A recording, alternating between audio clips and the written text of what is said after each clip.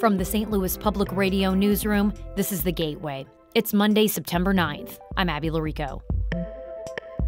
Before killing Sonya Massey in her home, former Sangamon County, Illinois Sheriff's Deputy Sean Grayson had a history of credibility issues. That includes arresting a man with no evidence while an officer in Christian County. He just kept, we know you're doing this, and it's like, well, obviously you don't, because I'm not doing that. Despite these issues, Grayson was able to land multiple law enforcement jobs across the state. That story coming up on The Gateway. The Missouri Supreme Court will decide if voters will indeed be asked about an amendment putting abortion access in the state's constitution. This is after a Cole County judge ruled on Friday that the question should be removed from the ballot because it did not specify which state laws would be repealed if it passes. The Missouri Supreme Court will hear arguments on Tuesday, which is the deadline to take items off the November 5th ballot. Mary Catherine Martin is the attorney who argued to remove the abortion question from the ballot last week. She says she's hoping the high court sustains the Cole County judge's decision. Specifically, I said, look, there are a lot of legal violations here, and you only have to find one. And that's what I did.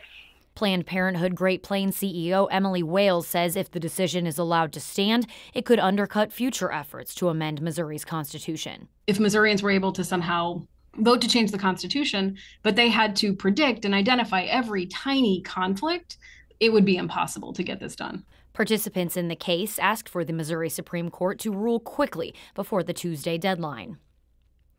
As the fourth week of classes begins in the St. Louis Public School District, nearly 1,000 additional students are riding yellow buses. Transportation officials revised their transportation system last week, shifting over a dozen routes to First Student as the company provided more buses. District leaders say these transportation changes began during the Labor Day weekend. Families received letters last week that informed them of the update. Some students are still taking taxis, vans, and metro buses to get to school. The district started the school year with alternative transportation after some vendors struggled to provide enough buses. Families are encouraged to contact the SLPS Transportation Department or their child's principal if they need help. A collection of events focused on the geospatial industry kicks off in St. Louis this week. St. Louis Public Radio's Eric Schmid reports GeoFutures Week is another chance for the region to showcase its leadership in the sector. There are two conferences this week that will bring together businesses, academics, and government officials involved in different applications of geospatial intelligence. The slate of events will focus on the development and application of geospatial models that can help with real-world challenges beyond just those in defense. Maggie Coast is the Chief Business Attraction Officer for Greater St. Louis, Inc. There are geospatial applications within finance, within agriculture, a product moving through a manufacturing facility and being able to track where it's at any given time. Coast says these events can help reinforce the region's position as a geospatial hub. St. Louis is also set to host the annual GeoInt Symposium next May, which it last hosted in 2023. I'm Eric Schmid, St. Louis Public Radio. Today, the Regional Arts Commission of St. Louis awards $5 million to dozens of local arts organizations. As St. Louis Public Radio's Lauren Brennicky reports, RAC's leaders say the awards will boost tourism in St. Louis by making arts organizations more visible. The grants follow two rounds of smaller awards to artists since RAC received the $10.6 million in federal coronavirus relief funds last year. The latest grants are the last of the funding and range from $20,000 to $600,000. Vanessa Cooksey is RAC's president and CEO. She says 21 organizations were selected for their plans to bring more visitors to St. Louis. Arts organizations are realizing, no, we've got to be proactive. We've got to tell people what we have and invite them to come and visit. So I'm excited to see that they're putting some of these resources in marketing to residents and visitors alike. Among the recipients are Shakespeare Festival St. Louis, National Blues Museum, and the Black Rep. I'm Lauren Brennicky, St. Louis Public Radio. Democrat Kamala Harris and Republican Donald Trump will square off tomorrow in Philadelphia in their first presidential debate. As St. Louis Public Radio's Jason Rosenbaum explains, St. Louis's Washington University used to be a prime spot for presidential showdowns. Washington University hosted presidential debates in 1992, 2000, 2004, and 2016.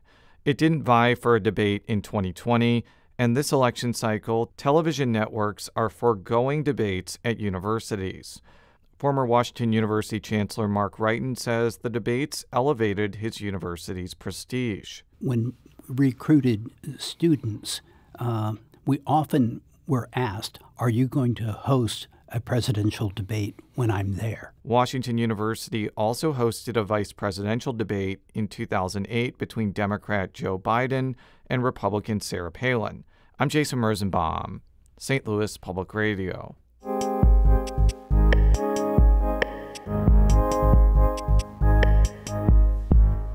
The shooting death of Sonya Massey by a Sangamon County sheriff's deputy has prompted nationwide outrage. Massey, an unarmed black woman, was shot and killed by Sean Grayson in her Central Illinois home in July after she called for help.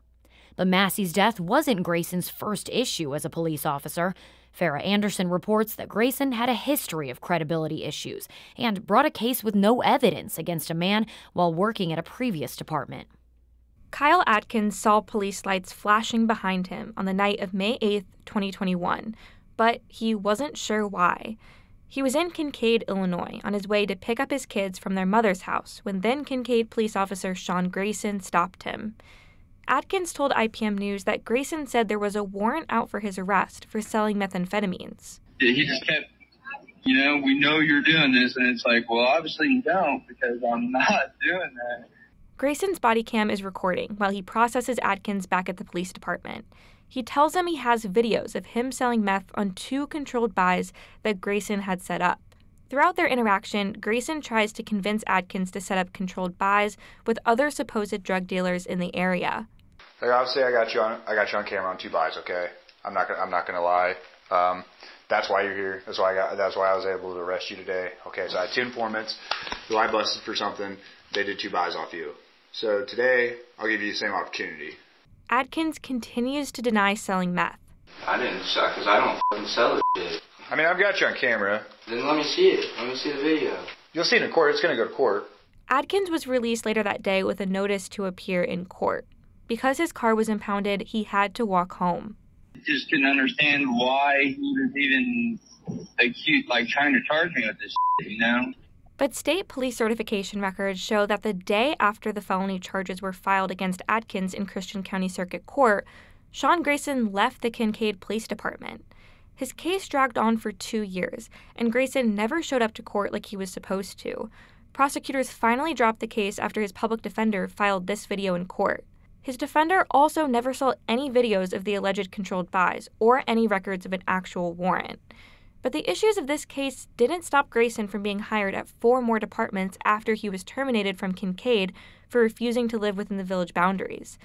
Police accountability and legal experts say that instances of dishonesty or questions about his credibility should have been reported to state authorities and documented for future background investigators. Few steps were taken, even when authorities were aware of his misconduct, to stop him from simply getting rehired at another department a few miles away. Lauren Jones is the criminal justice director with Impact for Equity, a public interest law firm in Chicago. She says there were many opportunities throughout Grayson's career to stop him from getting to Sangamon County and killing Massey. It just shows several layers of failure to hold oneself accountable and the officer that is engaging in misconduct accountable. And the case in Kincaid wasn't the end of issues with Sean Grayson's credibility. He later went to the Logan County Sheriff's Office, where he also ran into trouble. During a disciplinary interview after a traffic stop, Chief Deputy Nathan Miller can be heard on video bringing up incidents from other departments he worked in. I also know that you've had a lot of cases presented in other jurisdictions that were never prosecuted, correct? Yes, all my cases in Auburn were dropped after I left. Miller goes on to say this is, quote, extremely concerning, but he declined to formally discipline him. Which brings us back to the question, why was Sean Grayson hired as a deputy in the Sangamon County Sheriff's Department in the first place? Answers may be hard to come by, but Kyle Atkins understands one of the effects of letting officers like Grayson slip through the cracks. A few weeks after Kyle's arrest, his girlfriend, Brittany Myers, was arrested in Kincaid by Chief Mathon on drug charges too, and her charges were also later dropped. He's now left Kincaid and rarely returns to the village where his arrest led him and his girlfriend to lost jobs, loss of visitation with kids, and broken relationships with family who believed they were guilty of the crimes they were accused of. It rubbed our knees through the dirt. but like, everybody believes a cop. I'm Farrah Anderson. This story was produced by Illinois Public Media in partnership with the nonprofit newsroom Invisible Institute and the Springfield-based weekly newspaper Illinois Times. It was also co-reported by Sam Stecklow and Dean Olson. The Gateway is a production of St. Louis Public Radio, a listener-supported service of the University of Missouri-St. Louis. Music by Ryan McNeely of Adult Fur. I'm Abby Larico, and from the St. Louis Public Radio newsroom, this has been The Gateway.